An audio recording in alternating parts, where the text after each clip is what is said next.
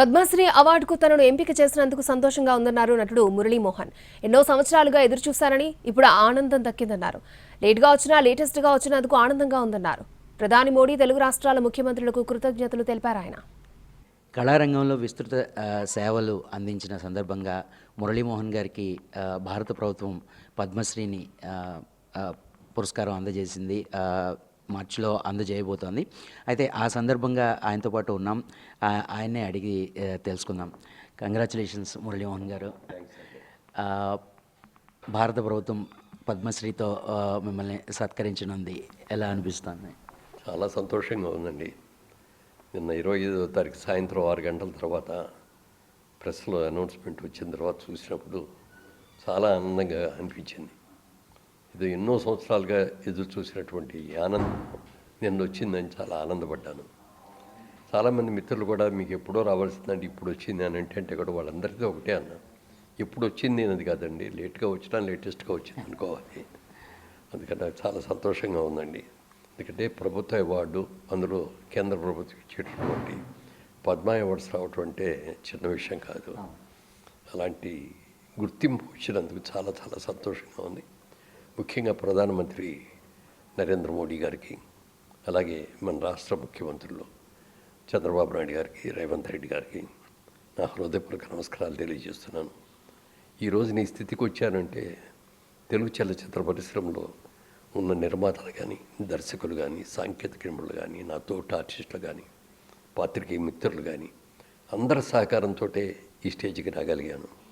వారందరికీ ఆశీస్సుల్ని పొందినందుకు చాలా చాలా సంతోషంగా ఉంది. రాబోయే రోజుల్లో ఇలాంటి అవార్డులు రావాలని, మీ ఆశీస్సులు నాకు ఉండాలని మనస్ఫూర్తిగా కోరుకుంటున్నాను. సార్, అంటే ఒక నిర్మాతగా, ఒక నటుడిగా అలుపెరగిన ప్రయాణం అని చెప్పొచ్చు మీది. ఇప్పటికీ కూడా ఎన్నో మంచి మంచి పాత్రలు చేస్తూనే ఉన్నారు. ఇంత ఈ ఏజ్లో కూడా ఇంత ఎనర్జెటిక్గా మీరు ఉండడానికి కారణం ఏంటి అని అంటే ఏం చెప్తారు? మనం కష్టపడి పని చేయాలి. ఏ పని అయినా సరే ఇష్టపడి కష్టపడి చేయాలి. ఏ పని చేసినా ఇష్టపడి కష్టపడి చేస్తే దానికి ఫలితం ఇవాళ కాకపోతే రేపు కాకపోతే ఎల్లుండైనా వస్తుంది. అలా నమ్మేవాళ్ళు నేను ఒకటి. అందుకనే ప్రతిదీ కూడా టైం ప్రకారం చేయటం కానీ, టైం ప్రకారం చేయాలి, మనకి ఇచ్చిన బాధ్యతలు చక్కగా నిర్వహించుకోవడంలో కానీ అన్నిట్లో కూడా కష్టపడి పనిచేసేవాడిని. టైం ప్రకారంగా అన్నీ కూడా చేయటం జరిగింది. మరి అలాంటి దానికి గుర్తింపు ఎప్పుడు వస్తుంది అంటే అది మనం మనసులో ఇది సంతోషించడమే కాకుండా ఇటు ప్రభుత్వం కానీ, ప్రజలు కానీ, అభిమానులు కానీ అందరూ కూడా అది గుర్తించి దానికి ఒక అభినందన, ఒక అవార్డు ఇచ్చిన రోజున చాలా ఆనందం కలుగుద్ది. ఇంతకుముందు ఎన్నో అవార్డులు వచ్చినప్పటికీ కూడా కేంద్ర ప్రభుత్వం ఇచ్చే పద్మ అవార్డ్స్ రావటం అనేది ఒక ప్రత్యేకత. అలాంటి ప్రత్యేకత నేను జరిగినందుకు చాలా చాలా సంతోషంగా ఉంది. అంటే ఆంధ్రప్రదేశ్ ప్రభుత్వం నుంచి మీకు ఇది రావడం జరిగింది, అంటే వాళ్ళు ప్రతిపాదన చేయడం వల్ల. సో ఇందాక మీరు అన్నట్టు కూడా ఇన్ని సంవత్సరాలుగా మీరు ఎప్పుడూ తెలుగు సినిమా ఇండస్ట్రీకి మీరు అందించినటువంటి సేవలు అందరికీ తెలిసిందే. సో ఎప్పుడైనా అనిపించిందా, అంటే నన్ను సరైన రీతిలో గుర్తించలేదా అని మీకు ఎప్పుడైనా అనిపించింది? అంటే నేను ఎప్పుడు ఏది కూడా ఎక్స్పెక్ట్ చేయనండి.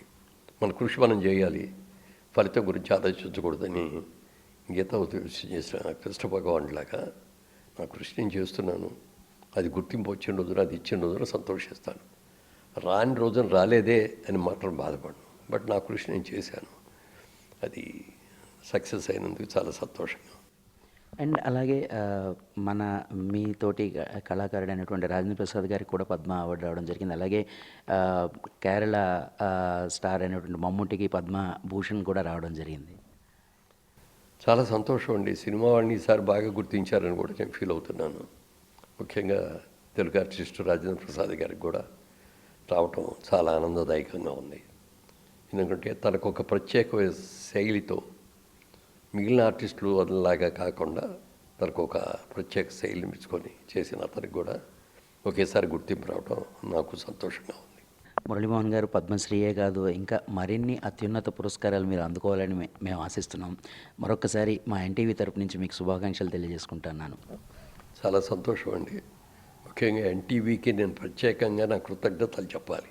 ఎందుకంటే నేను ఇన్ని సినిమాలు తీసిన దానికంటే కూడా ఒక సాయిబాబా గారి సాంగ్ నేను చేసింది చాలా మంచి సాంగ్ చేశానండి. ఆ సాంగ్ని దాదాపుగా 20 సంవత్సరాలుగా ఎన్టీవీలో ప్రతి గురువారం ఉదయం సాయంత్రం కూడా అరగంట సేపు ఉండి ఆ పాట వేస్తున్నారు.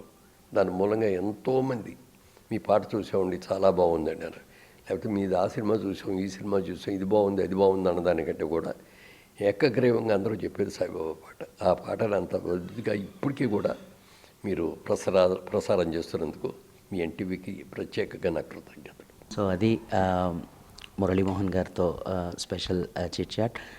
ఆయన మరిన్ని పురస్కారాలు అందుకోవాలని హృదయపూర్వకంగా కోరుకుంటూ, ఫణి, ఎన్టీవీ, హైదరాబాద్.